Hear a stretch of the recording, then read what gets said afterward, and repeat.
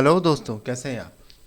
तो आज हम बात कर रहे हैं यम सर्वर के प्रैक्टिकल के बारे में कि लोकली हम यम सर्वर का कैसे अपने सेंटर्स ऑपरेटिंग सिस्टम में सेटअप करते हैं और क्या उनकी कमांड्स होती है। ठीक है, तो हम अपना एक हमने थ्योरी के अपने जो भी कमांड से जो भी प्रोसेस है वो अपने फाइल ओपन कर ली है। हम इसको प्रैक्टिकल करने जा रहे हैं, तो देखिएगा कैसे हम लोकल सर्वर बनाते हैं। और अगर आपको हमारी वीडियो पसंद आई है तो चैनल को सब्सक्राइब और वीडियो को लाइक ज़रूर कीजिएगा। Thank you. चलो अब अपने वीडियो पे कंटिन्यू करते हैं। सबसे पहले जो हमने थ्योरी पार्ट देखी थी, जिसको समझना हो वो अपने वीडियोस हमारे चैनल पे चेक कर सकता है। यम की जो थ्योरी है या यम की कुछ बेसिक कमांड्स के वीडियो हम चढ़ा चुके हैं। आज हम यम सर्वर के बारे में बात कर रहे हैं, तो थोड़ा सा मैं एक्सप्लेन कर देता हूँ। इसमें यम एक्चुअली क्या होता है, येलो डॉट अपडेटर मॉडिफाइड होता है। इसके बेसिस पे हम क्या करते हैं, सेंटोस ऑपरेटिंग सिस्टम में अपने सॉफ्टवेयर को इंस्टॉल करते हैं। लेकिन जिस केसेस में हमारे पास इंटरनेट नहीं है या कुछ ऐसे सिस्टम जहाँ पे हम नेट नहीं कनेक्ट कर सकते, उन सिस्टम पे अगर कोई सॉफ्टवेयर इंस्टॉल करना हो, अपडेट करना हो, तो कैसे करेंगे वो आज हम देख रहे हैं। ठीक है, तो जैसे कि ये मेरा एक सेंटोस ऑपरेटिंग सिस्टम मैंने इंस्टॉल करके रखा है वीएम वेयर पे। अब मुझे इसमें लोकली यम सर्वर बनाना है, तो सबसे पहले मुझको क्या करना पड़ेगा, कुछ रिपोजिटरी की नीड पड़ेगी। ठीक है, आरपीएम पैकेजेस की नीड पड़ेगी, रिपोजिटरी की नीड पड़ेगी। तो वो कैसे होता है। ठीक, अब मैं क्या करता हूँ, सबसे पहले मैं ये देख लेता हूँ कि भाई मेरे पास जो यम की रिपोजिटरी थी उन सबको मुझे हटाना पड़ेगा, क्योंकि मैं ये मान रहा हूँ कि मेरे सिस्टम में इंटरनेट है ही नहीं। और इसके लिए मैं क्या करता हूँ, यहाँ से अपना इंटरनेट को ऑफ कर देता हूँ। ठीक है, देखिए पिंग 8.8.8.8, यहाँ मैंने अपने नेटवर्क को अनरीचेबल कर दिया, मतलब नेटवर्क अब हमारा रीच में नहीं है। ठीक है, डिस्कनेक्ट कर दिया है। अब मैं क्या करूँगा, अपनी जो यम की कॉन्फ़िगरेशंस फाइल्स होती हैं रिपोजिटरी, उनको डिलीट कर देता हूँ। यम स्लैश ई टी सी नहीं, मतलब C D slash E T C yum dot repos dot D में मैं जाऊँगा और यहाँ पे जितने भी रिपोजिटरी हैं उनको मैं कर दूंगा डिलीट। ठीक है, ये रिपोजिटरीज मेरे काम की R M minus R F star permission. अच्छा, अब यहाँ परमिशन का इशू फंस गया, कोई बात नहीं। चलिए, सूडो भी लगा सकता था लेकिन रूट से काम करना इजी रहता है, वापस सूडो नहीं लगाना पड़ता, इसलिए मैंने रूट पे आ गया हूँ।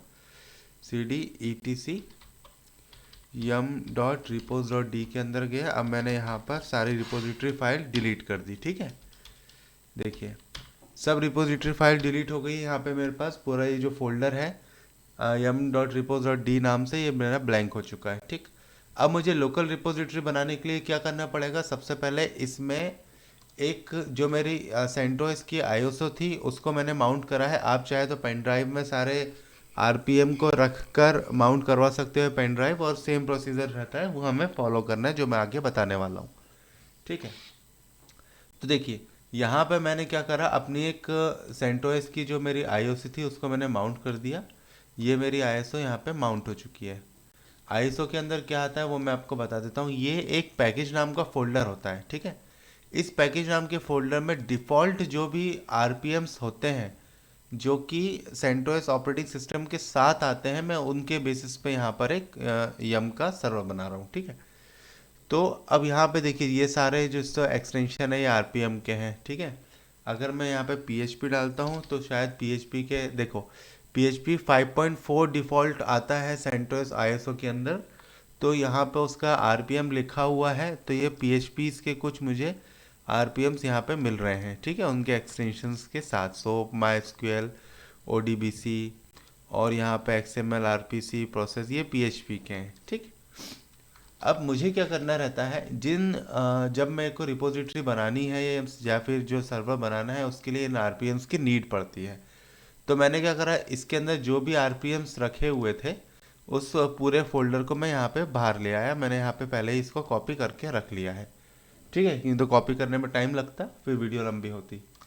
तो यहाँ पे वही आरपीएम सारे के सारे मैं यहाँ पे लेके आ चुका हूँ और अब मैं आगे प्रोसेस इसको करता हूँ। ठीक है, तो सबसे पहले उस लोकेशन पे चले जाते हैं जहाँ पे हमारे आरपीएम्स रखे हुए हैं। C D slash home, home के अंदर फर्स्ट यूज़र, फर्स्ट यूज़र के अंदर डेस्कटॉप, डेस्कटॉप के अंदर पैकेज। ठीक है, यहाँ पे देखिए ये सारे मेरे पास आरपीएम रखे हुए हैं। अब मुझे क्या करना है, यहाँ पे रिपोजिटरी बनाने से पहले कुछ आरपीएम की रिक्वायरमेंट होगी इंस्टॉल करने के लिए, ताकि उनके बेसिस पे हम अपना एक मेटा डेटा बना सकें। मेटा डेटा क्या होता है, सारे आरपीएम का एक बंच ऑफ कलेक्शंस होता है, जिस कुछ फाइल्स होती हैं जिनको रीड करके हमारा यम सर्वर अपने सॉफ्टवेयर पैकेजेस को इंस्टॉल कर सकता है। ठीक है, अब मैं यहाँ पे देख लेता हूँ कोई रिपो नाम का फोल्डर तो नहीं है। देखिए यहाँ पे कोई भी रिपो नाम का फोल्डर नहीं बना है। ठीक है, मैं कैपिटल आर भी लगा देता हूँ। देखिए कोई भी रिपो नाम का फोल्डर अभी मेरे पास यहाँ पे नहीं है। अब हम यहाँ पे अपने प्रोसेस को आगे बढ़ाते हैं।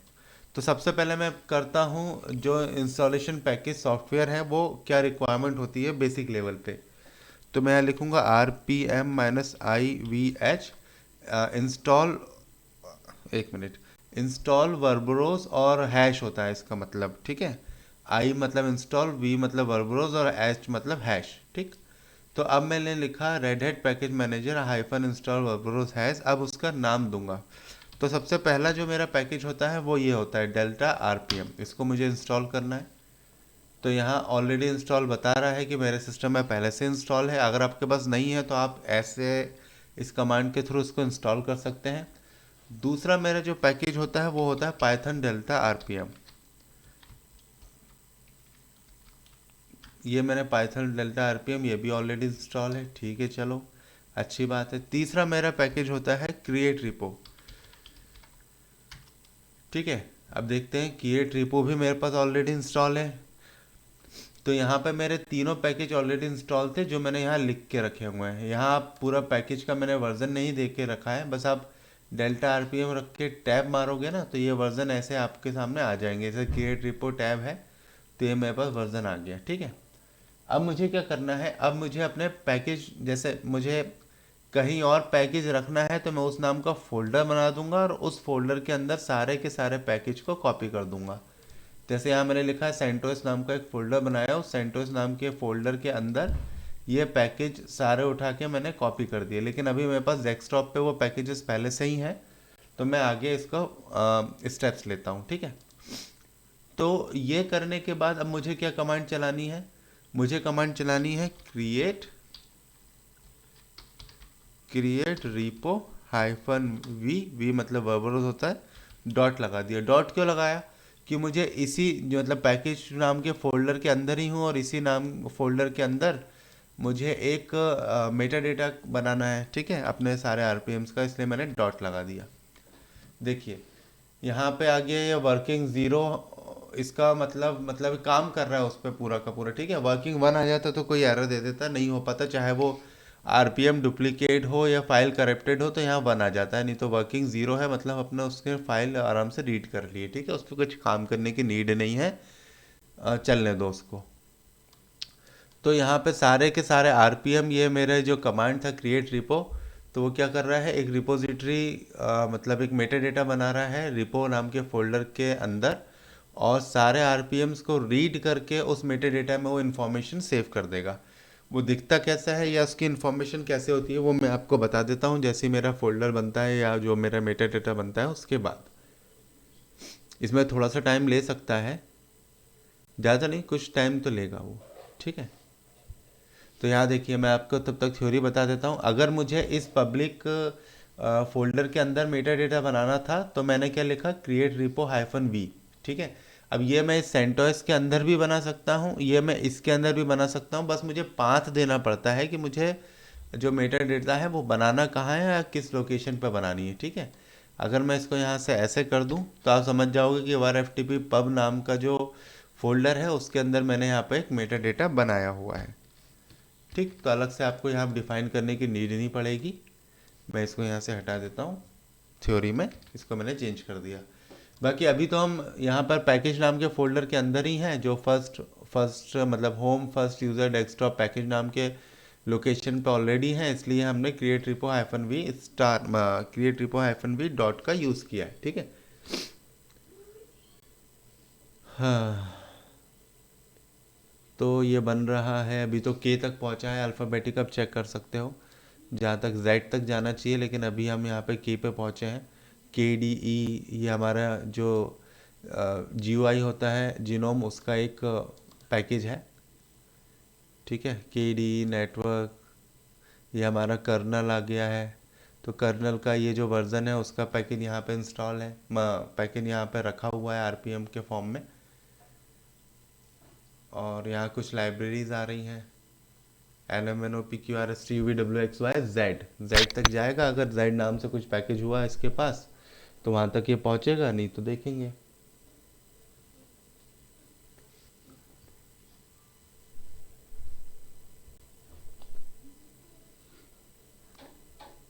तो अब जा रहा है, ये आगे बढ़ रहा है।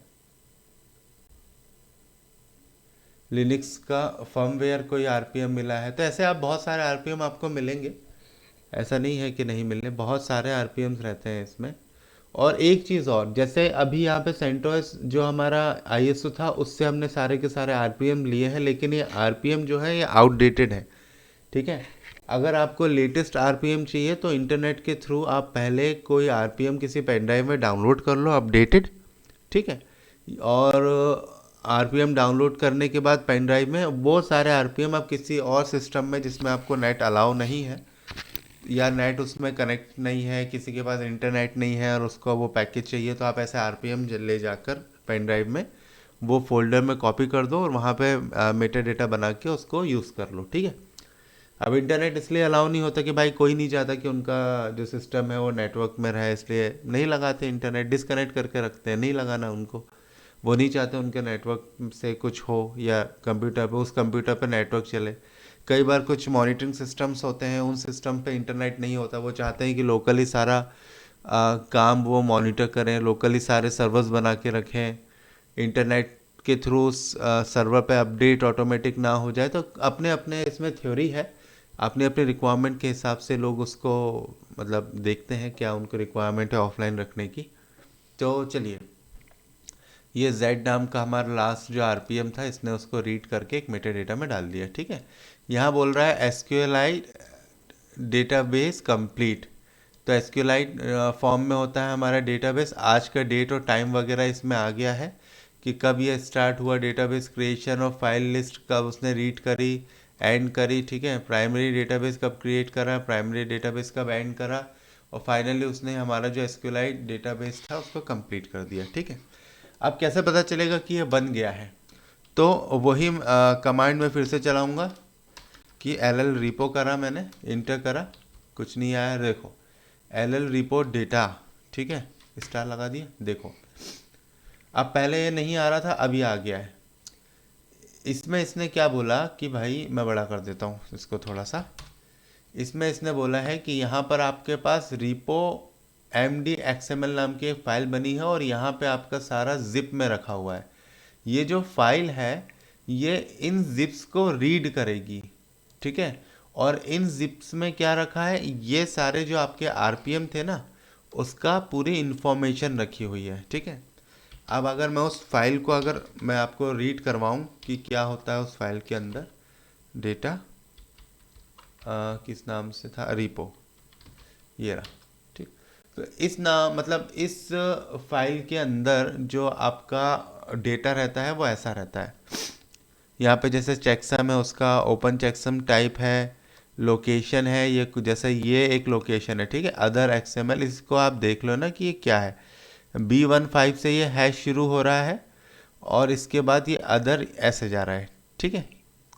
और यहाँ टाइम स्टैम्प है, यहाँ साइज़ है उसका कि इतना 1/700,000, मतलब ये कुछ 10 से MB कुछ नहीं, ऐसे कुछ साइज़ है इसका, ठीक है। ये देख लेते हैं कि ये फाइल अपने पास है कि नहीं, B15। इसको मैं यहाँ से वापस कमांड चलाता हूँ, रिपो, ये देखिए ये रही वो फाइल, ठीक है। तो यहाँ से आपने साइज़ भी देख लिया, डेट भी देख लिया, टाइम भी देख लिया, और ये रही वो फाइल जिसकी लोकेशन यहाँ पर ये दी हुई है। ऐसे नीचे वाली फाइल देखें 60A करके, तो ये रही आपकी 60A। तो इस फाइल के अंदर इन जिप फाइल का जो भी है इंफॉर्मेशन, या जो भी हमारा ये डेटाबेस बना था उसकी इंफॉर्मेशन इस जिप XML फाइल के अंदर है, और इसी XML फाइल के अंदर जो ये इन्फॉर्मेशन उठा रहा है, ये किसकी उठा रहा है, जो पैकेज हमारे पास थे ना, ये जो RPM के पैकेज थे सारे के सारे, ठीक है, इन पैकेज की इन्फॉर्मेशन ही वो ले रहा है। तो हमें अब कुछ नहीं करना, हमें लोकेशन याद रखनी है कि भाई जो लोकेशन है हमारे पास यही है, इसके अलावा अब यम सर्वर के लिए हमें कोई दूसरी लोकेशन यूज़ नहीं करनी है इनिशियल लेवल पे, ठीक है। जब बाद में आप कुछ एक जगह पे आपका ये पैकेज था, अब आपको चाहिए कि कहीं और आप और पैकेजेस रखो, तो आपको वहाँ के लिए नया क्रिएट रिपो से मेटा डेटा बनाना पड़ेगा और अपनी यम कॉन्फ़िगरेशन फाइल या जो भी रिपोजिटरी फाइल है उसको बनानी पड़ेगी, ठीक है। चलिए, हमारा मेटा डेटा बन गया, हमने RPM कॉपी करा है, सब कुछ हमारा यहाँ पे RPM से रिलेटेड हो चुका है। अब हमें क्या करना है, हमें अब करना है कि हमें एक यम के अंदर CentOS.repo नाम से एक फ़ाइल बनाएंगे और उस फाइल में जो भी हमने अभी करा है ना, इस लोकेशन में मेटा डेटा वगैरह रखा हुआ है, उसकी इन्फॉर्मेशन उस फाइल के अंदर देंगे। कैसे, cd/etc yum.repos.d, ठीक है। ये अभी खाली है, यहाँ पे मैं बनाऊंगा क्या, CentOS.repo नाम से। आप कोई भी नाम ले सकते हो, आपके ऊपर है। REP और रिपोस का एक्सटेंशन होता है, ठीक। अब मैं यहाँ क्या लिखूँगा, मुझे यहाँ पे लिखना है, क्या बना रहा हूँ भाई मैं बना रहा हूँ लोकल रिपो। तो यहाँ मैं लिखूँगा एक उसका सिर्फ फाइल का नाम लिख सकते हो आप, चलो मैं यहाँ लिख देता हूँ CentOS। जो यहाँ पे फाइल आपने नाम लिखा है ना, वही फाइल का नाम आप यहाँ अंदर लिख देना, ठीक है। अगर ये चेंज होता है तो नहीं चलेगा, फिर से मैं बता रहा हूँ, ये CentOS और ये CentOS अगर आप चेंज करोगे तो नहीं चलेगा। इसका मतलब यही होता है, आपने अपनी फाइल का जो नाम है वो यहाँ डिफाइन कर दिया है, ठीक। ये जब ये फाइल रीड होगी तो वो देखेगी अच्छा इस नाम के रिपोजिटरी से मुझे चलना है। चलो, अब मैं यहाँ पर नेम देता हूँ, नेम में आ जाता है मेरा पर्पस, ठीक है, लोकल यम सर्वर, ठीक, लोकल यम सर्वर। ये मेरा अपने जो नेम दे दिया उस रिपोजिटरी में कि भाई इस नेम से डिफाइन होगा कि ये जो रिपोजिटरी है ये किसका पर्पस क्या है, ठीक है। फॉर लोकल सर्विस, कुछ भी आप कहानी लिख सकते हो, यहाँ पे पूरा का पूरा आपने एक्सप्लेन कर दिया कि भाई ये जो रिपोजिटरी बनी है इस पर्पस से बनी हुई है, आप पर्पस भी डिफाइन कर सकते हो, ठीक है। चलो, अब मैं यहाँ पे क्या दूंगा, अब मैं दूंगा यहाँ पे बेस URL। बेस URL का मतलब क्या होता है, जो भी ये यम सर्वर है रिपोजिटरी जो हम बना रहे हैं, इसका बेस क्या है, कहाँ से इसको अपने मेटा डेटा उठाना है या किस लोकेशन से अब उसको वो सारे चीज़ें इंस्टॉल करवानी है, ठीक है। एक सेकेंड, कुछ गलत कॉपी कर दिया है, कोई बात नहीं। ll/home साथ में बताते जाइएगा कि क्या है। अगर आप बोलते जाओगे तो आपको पता रहेगा और याद रहेगा, तो आप अपनी चीज़ों को क्लियर करोगे, ठीक है। तो जब आप फर्स्ट टाइम इसको सेटअप कर रहे हो यम सर्वर को, साथ साथ वो बोलते जाओ ताकि आपको याद रहे कि किस लोकेशन पे आपने क्या रखा हुआ है। जैसे देखो, मैंने यहाँ पे रखा है सब के सब इसके अंदर, ठीक। चलो,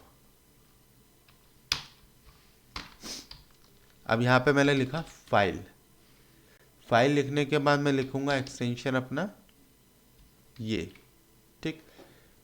बेस URL का मतलब होता है कहाँ से आपने अपने सारे रिपोजिटरीज को उठाना है, मेटा डेटा आपका कहाँ किस लोकेशन पे रखा हुआ है।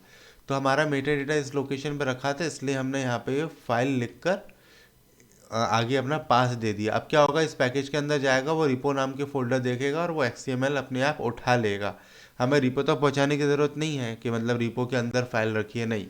जहाँ पे भी वो रिपो डेटा नाम का फोल्डर रखा है वहाँ तक हमें इसको एंट्री करनी पड़ती है, उसके बाद यम सर्वर अपने आप उस चीज़ को ले लेगा, ठीक है, रीड कर लेगा। अब यहाँ पे मैं आपको एक चीज़ बताता हूँ, थोड़ा सा हो सकता है कि इंटरव्यू में आपके लिए आ जाए।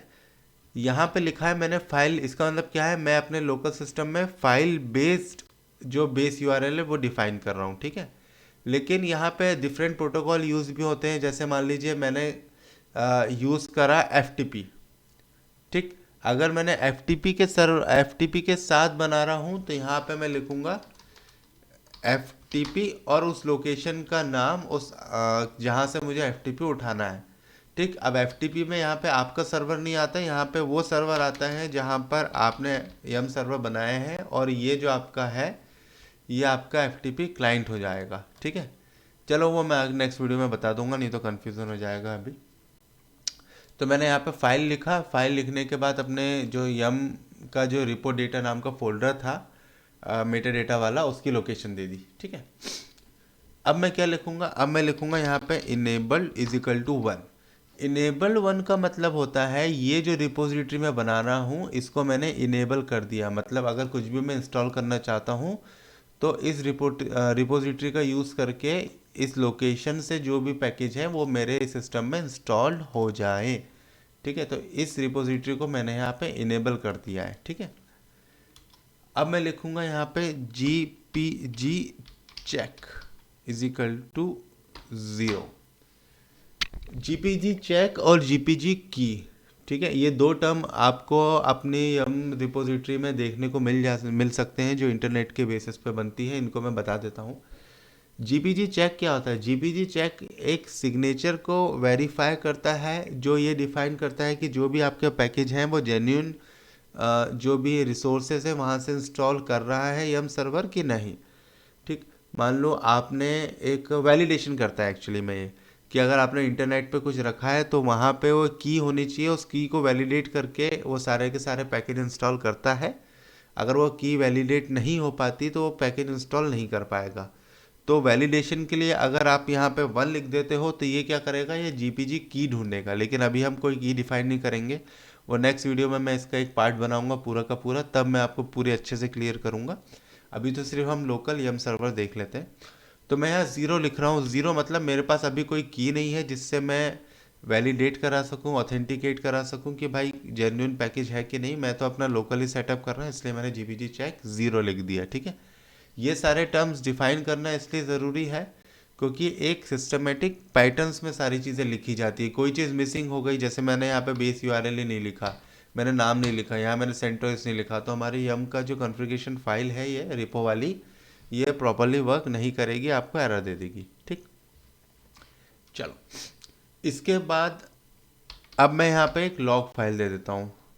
लॉग फाइल का मतलब क्या होता है, जो भी मैं यम के थ्रू इंस्टॉल करूँ या अपडेट करूँ, रिमूव करूँ, उसकी एक लॉग्स में एंट्री हो जाए, उसकी जो भी चीज़ कर रहा हूँ उसके लॉग फाइल में एंट्री हो जाए और मुझे पता चले किस टाइम पे मैंने क्या क्या किया है।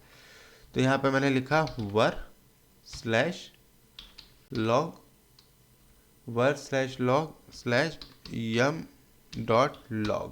ठीक है, अब ये फाइल तो मैंने बना दी है, इतना काम मेरा हो गया। अभी मैं चेक कर लेता हूँ फाइल मेरे पास पहले से है कि नहीं है। चलो फाइल तो मेरे पास है, इसके अंदर कुछ एंट्री है, ये एंट्री कुछ है मेरे पास। इस एंट्री को मैं यहाँ से क्लीन कर देता हूँ पहले तो।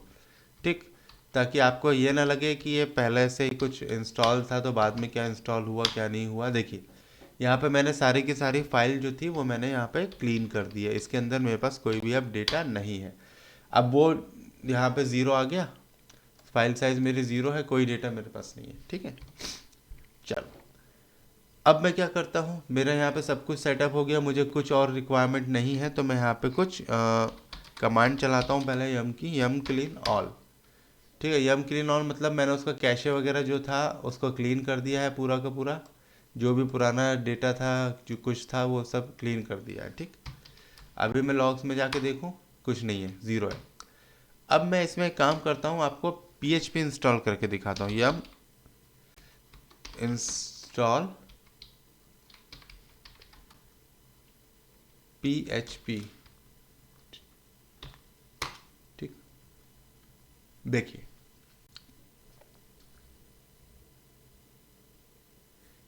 यहाँ पे आप इसको जो भी PHP मतलब का वर्जन है या उसमें जो भी लाइब्रेरीज डिपेंडेंसीज होती हैं PHP इंस्टॉल करने के लिए, उसकी यहाँ पे आपको इन्फॉर्मेशन ऐसे मिल जाती है। कैसे, ये PHP मैंने लिखा तो PHP जैसे कॉमन है, CLI है, HTTPD MMM ये है, कुछ MNN। PHP का वर्जन जो है वो 5.4 ये इंस्टॉल कर रहा है। ठीक है, तो यहाँ पर ये 3 ऑप्शन पूछ लेता है। 2 ऑप्शन तो मैं आपको बता देता हूँ, यस मतलब होता है वाई, नो मतलब होता है नो। ठीक, डी वाला पता नहीं अभी क्या होता है, याद नहीं आ रहा। तो मैं जैसे इसको वाई करूँगा तो क्या करेगा, ये हमसे परमिशन पूछ रहा है कि भाई मैं पीएचपी को इंस्टॉल कर दूँ फाइनली कि नहीं करूँ। तो मैंने उसको बोल दिया कि हाँ साहब आप कर दो। ठीक, तो पीएचपी का ये देखिए यहाँ पे पीएचपी लिखा है, तो पीएचपी का 5.4 यहाँ पे इंस्टॉल कर रहा है। ठीक, अब मैं लिखूँगा php-v, तो इसने बता दिया है कि PHP 5.4 आपके पास इंस्टॉल हो चुका है। अब अगर मैं नेट की बात करूं तो एट एट एट एट एट देखिए नेट अभी भी बंद है मेरे सिस्टम में। ठीक है, गूगल का जो ये डीएनएस है ये पिंग नहीं हो रहा है, नेट मेरे पास अभी भी बंद है और मैंने अपने सिस्टम में पीएचपी इंस्टॉल कर दी है। ठीक है, अब मैं एक चीज़ और देख लेता हूँ। चलो इसको ऐसे करते हैं, मैंने यहाँ देख लेते हैं पहले। देखिए यहाँ 0 आ रहा था, अब यहाँ पे 402 आ गया। 402 क्यों आया, क्योंकि मैंने पीएचपी इंस्टॉल करा है और यहाँ पे मेरे पास उसके लॉग्स बन जाएंगे। क्या कि भाई आपने क्या करा, ये डेट चेंज हो गई है, रात को 12 बज गए हैं शायद।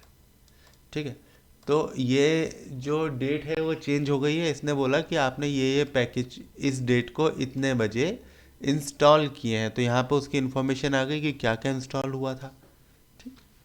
अब मैं चाहता हूँ कि मेरे सिस्टम में मैं अपने सिस्टम को सब कुछ अपडेट करना चाहता हूँ, पर मैं ये नहीं चाहता कि कर्नल अपडेट हो।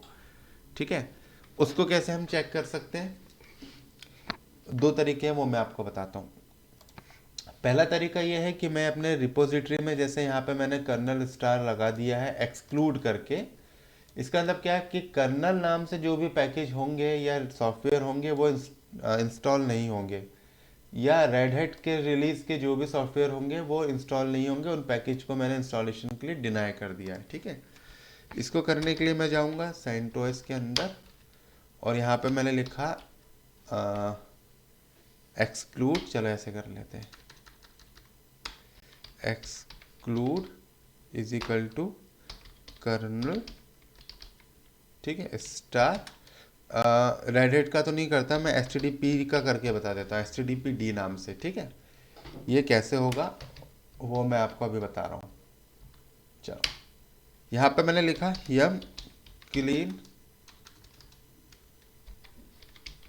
All, CLEN all. ठीक है, अब मैं यहाँ सब कुछ अपडेट करना है, जो भी पैकेज मेरे पास इंस्टॉल है उनके लाइब्रेरीज या उनके जो रिलेटेड अपडेटेड वर्जन है उनको अगर मुझे अपडेट करना है तो मैं यहाँ लिखा देता हूँ -y। -y मतलब वही जो परमिशन वो मांगता है कि करे कि नहीं करे, यस नो की। अब देखिए यहाँ पे मेरे पास कोई भी अपडेटेड पैकेज नहीं है, क्यों, क्योंकि मैंने इंटरनेट से डिस्कनेक्ट करके रखा हुआ है और जो भी मेरे सेंटोस ऑपरेटिंग सिस्टम में पैकेजेस थे वो डिफ़ॉल्ट उतने ही थे, उससे अपडेटेड कुछ है ही नहीं मेरे सिस्टम में, तो यहाँ पर उसने अपडेट्स नहीं लिए। ठीक है, चलिए अब मैं आपको यहाँ पे एक दूसरी चीज़ बताता हूँ। मैंने यहाँ लिखा यम इंस्टॉल -y। ये क्या बोल रहा है, ये बोल रहा है भाई आपके पास अपाचे के लिए जो डी की सर्विस चाहिए वो आपके पास नहीं है, नथिंग टू डू। ये क्यों आया नथिंग टू डू, क्योंकि यहाँ पे हमने लिख दिया स्टार। ठीक है, जैसे ही मैं यहाँ से स्टार हटाऊंगा और मैं इस कमांड को फिर से चलाऊंगा तो ये बोल रहा है कि आपके पास ऑलरेडी इंस्टॉल है। ठीक, अच्छा के अलावा मैं कुछ और कर लेता हूँ। चलो डीएनएस के लिए बाइंड यूज़ होती है, मैंने बाइंड लिख दिया। यहाँ लिखूंगा मैं यम इंस्टॉल बाइंड। ठीक, क्या बोल रहा है, नो पैकेज बाइंड अवेलेबल, ये बोल रहा है अवेलेबल नहीं है। ठीक, अब मैं उसको वहाँ से हटा के देख लेता हूँ भाई, ये मैंने हटा दिया। अब मैं इसमें बाइंड कर रहा हूँ तो देखिए बाइंड का पैकेज अपने आप इंस्टॉल होने लग गया मेरे पास। ये कभी कभी दे देता है, कोई इशू नहीं है। तो बाइंड का पैकेज इंस्टॉल होने लग गया है। ठीक है, ये बोल रहा है डिपेंडेंसी का इशू है। अब ये डिपेंडेंसी अगर इसको मिल जाती तो ये इंस्टॉल कर लेता। चलिए अपन ऐसे कर लेते हैं ना, यम रिमूव -y। चलो मैंने यम को हटा ही दिया, वो यम बोल रहा हूँ के पैकेज को मैंने हटा दिया है आपको दिखाने के लिए। तो डी स्टार, अब मैं उसको फिर से इंस्टॉल करूँगा तो नहीं होगा। ठीक है, क्या बोल रहा है, नो पैकेज HTTPD अवेलेबल। अब मैं इसको यहाँ से हटाऊंगा और इंस्टॉल करूंगा, तो यहाँ पे इंस्टॉलेशन ले लिया है। ठीक है, बाइंड में एक्चुअली डिपेंडेंसी का इशू आ गया तो कुछ नहीं मिला होगा RPM वगैरह, तो यहाँ पे HTTP ऐसे इंस्टॉल हो गया है। तो आपने देख लिया कि एक्सक्लूड जो यहाँ पे आप लाइन लिखते हैं उसका मतलब क्या होता है। ठीक है, एक्सक्लूड अगर आप लिख रहे हो तो मतलब उसने उस टाइप के पैकेजेस को इंस्टॉल करने के लिए मना कर दिया, उसको बाहर ही निकाल दिया लिस्ट में से।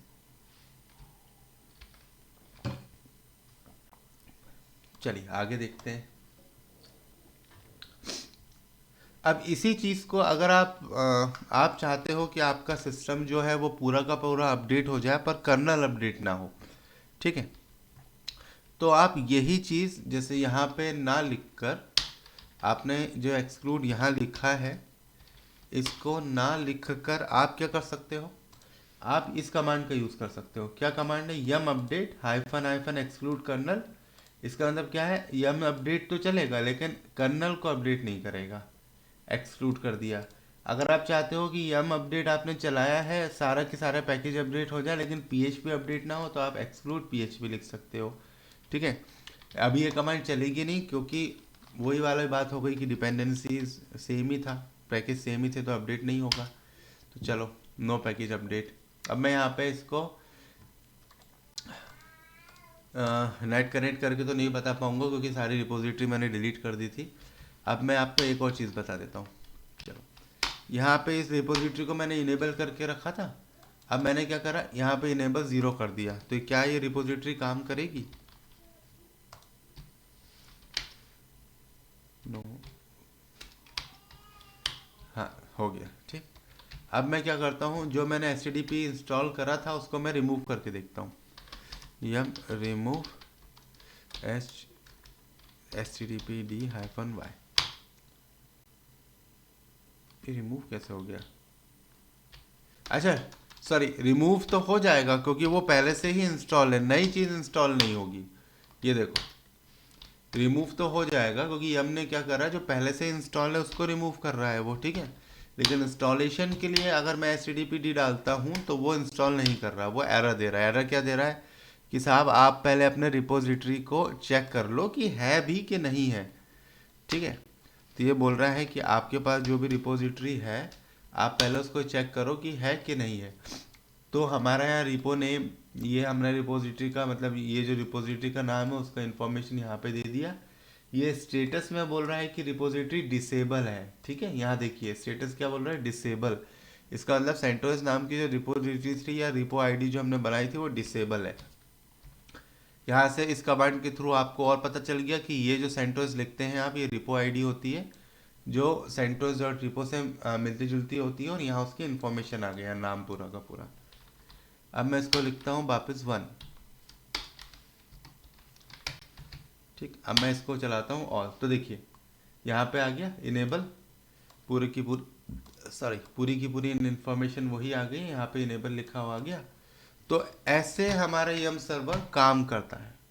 ठीक, अगर आप अपडेटेड कुछ पैकेज चाहते हैं तो जैसे अब मेरा पिंग होगा, ठीक है, नेट पिंग हो गया। अब मैं यहाँ पे गया, मेरे को कुछ और पैकेजेस चाहिए, जैसे PHP को मुझे अपडेट करना है, तो वो उसके पैकेज में कैसे डाउनलोड करके रखूँगा अपने सिस्टम में, वो मैं आपको बता देता हूँ। होप आपको यम सर्वर समझ में आया होगा कि कैसे हमने यहाँ मेटा डेटा या जो उसकी रिक्वायरमेंट फाइल्स थी या फिर जो सेंटोस का रिपोजिटरी फाइल थी वो कैसे बनाई। एक्सक्लूड का मतलब क्या होता है, लॉग फाइल का मतलब क्या होता है, कोई पैकेज एक्सक्लूड करना है, इंस्टॉल कैसे होता है, वो सब आपको समझ में आ गया होगा। सेंटोस लेटेस्ट RPM पैकेजेस यहाँ पे गए, ये हो गया, या फिर EPL रिलीज RPM पैकेजेस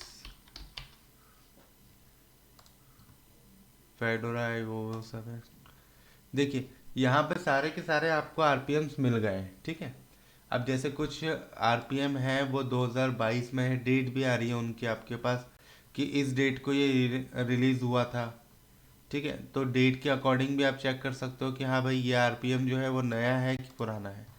वैसे सेंटोस ने अपडेट देना बंद कर दिया है, मैं आपको ये चीज़ बता दूं। अब सेंटोस अपना आगे कंटिन्यू नहीं करेगा, तो वन टू पे सारी सारी चीज़ें चलेंगी। पर सेंटोस ऑपरेटिंग सिस्टम के अलावा रेड हैट तो है ही आपके पास, और सेम ही कमांड्स चलती हैं, ऐसा कुछ नहीं है। ठीक, जैसे यहाँ पे ये है सेंटोस स्ट्रीम 9 का जो भी अपडेट्स वगैरह है, ये EL7 के अपडेट्स वगैरह हैं, तो यहाँ से आप इसको ऐसे ऑनलाइन चेक करके ये आरपीएम्स को आप डाउनलोड कर सकते हो। ठीक है, जैसे 6 का है, 6 में कुछ मिलेगा, ये आ गया, ये पैकेजेस, ये आपके पास जैसे दो नाम से 2 0 से आपको पैकेजेस चाहिए तो 2 फोल्डर पे चले गए। यहाँ पे कहाँ है PHP, ये रहा पी से फॉर PHP। तो यहाँ टाइम दे दिया 2012 का है कि 2018 का है कि 20 का है, तो उस हिसाब से यहाँ पे आप PHP सर्च कर लेना। ठीक है, तो यहाँ पे आपको नया वो मिल सकता है, उसका वर्जन चेक करना पड़ेगा आपको कि आपके पास जो आप ढूंढ रहे हो वो अपडेटेड है कि नहीं है। ठीक है, ये PHP लिखी हुई है, कुछ लाइब्रेरीज है उसकी। तो ऐसे आप इंफॉर्मेशन निकाल सकते हो कि अपडेटेड कौन से आपके पास आरपीएम है कि नहीं। इसके अलावा मैं इस पर एक अलग से वीडियो भी बना दूंगा कि लेटेस्ट आप जो भी आरपीएम्स है उसको सिंक करके अपने सिस्टम में कैसे ला सकते हो आरसिंक की मदद से, और कैसे अपने सिस्टम के आरपीएम्स को अपडेट रख सकते हो। ठीक है, तो आज के लिए दोस्तों इतना ही। होप आपको वीडियो हमारी समझ में आई होगी, और थोड़ी सी भी अगर वीडियो अच्छी लगी है तो वीडियो को लाइक और चैनल को सब्सक्राइब कीजिए। तब तक मिलते हैं अपने नेक्स्ट वीडियो में। Bye bye, take care, thank you.